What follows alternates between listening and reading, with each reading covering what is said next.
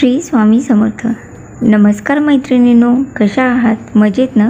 आज आपण शरीरासाठी अगदी पौष्टिक अशा मखाण्याच्या भाजीची रेसिपी पाहणार आहोत। याला लोटस सीड सुद्धा म्हणत असतात। मी प्रीती अनंतवार रेसिपीजमध्ये आपल्या सर्वांचे मनपूर्वक स्वागत करते। पौष्टिक आणि गुणकारी अशा मखाना भाजीची रेसिपी पाहण्यासाठी लागणारे साहित्य पाहूया।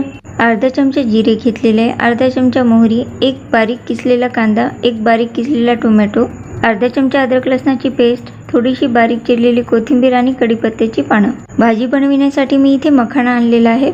या पॅकेटमधील 1 वाटी मखाना मी काढून घेतलेला आहे। हा मखाना नुसता कढईमध्ये स्लो गॅस करूनच भाजायचा आहे आणि खरपूस होईपर्यंत भाजायचा आहे। साधारण 2-3 मिनिटं या मखाण्याला भाजून घेतलेलं आहे। मखाना भाजलं की नाही हे कसं पाहायचं, त्यासाठी एक पद्धत आहे। अशा पद्धतीने वरून मखाने टाकून पाहावे, छान कडक आवाज येईल आणि एक मखाना असं दाबून पाहावा।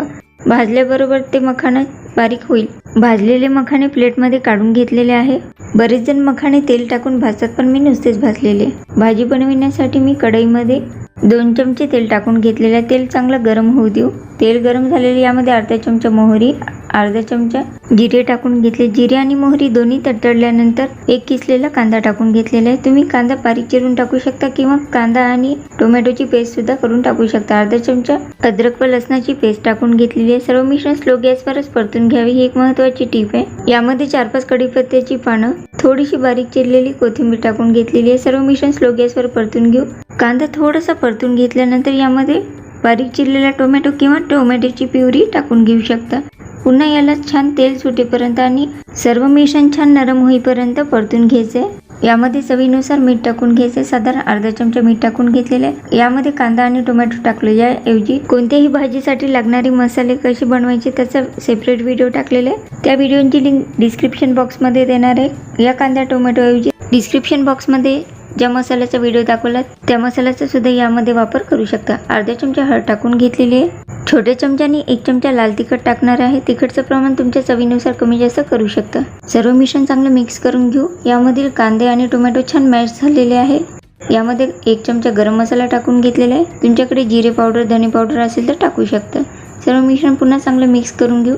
आवडत असल्यास यामध्ये किंचित साखर सुद्धा टाकून घेऊ शकता। सर्व मिश्रण चांगलं मॅश झालेलं आहे। 1 वाटी भाजलेले मखाने यामध्ये टाकून घेतलेले आहे। गॅसची फ्लेम स्लोच आहे। पुन्हा एकदा सर्व मिश्रण चांगलं परतून घेऊ।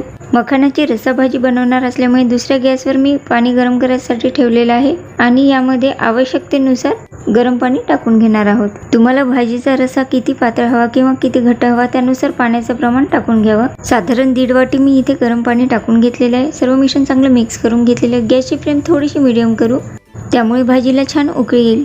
थोडा वेळ झालेले पाहू शकता, भाजीला छान उकळी येत आहे। यावर प्लेट झाकून साधारण 1-2 मिनिटं वाफ आणून घेऊया। 1-2 मिनिटं झालेली आहे। भाजीवरचं झाकण काढून घेतलेलं आहे। सर्व मिश्रण पुन्हा चांगलं मिक्स केलेलं आहे। भाजीचा रस्सा सुद्धा पहिल्यापेक्षा थोडासा घट्ट झालेला आहे। अजून थोडा वेळ या मिश्रणाला शिजवून घेतलेला आहे आणि मी एक मखाना प्लेटमध्ये घेतलेला आहे आणि त्याला चमच्याच्या साहाय्याने तोडून पाहिलेलं आहे। भाजी छान शिजलेली आहे। पौष्टिक आणि चविष्ट अशा मखाण्याची भाजी बनवून तयार आहे। गॅस बंद करून घेऊया आणि या भाजीला सर्व करून घेऊया। गरमागरम मखाना रस्सा भाजी खाण्यासाठी तयार आहे। बाउलमध्ये इथे सर्व करून घेतलेली आहे। ही भाजी तुम्ही तंदुरीसोबत, पोळीसोबत, पराठ्यांसोबत, लच्छा पराठ्यांसोबत खाऊ शकता।